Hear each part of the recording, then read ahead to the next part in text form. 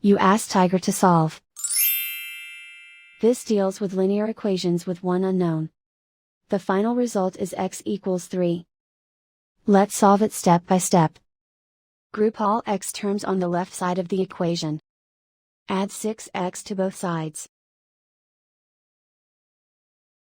Group like terms. Simplify the arithmetic. Group like terms. Simplify the arithmetic. Group all constants on the right side of the equation. Add 4 to both sides. Simplify the arithmetic.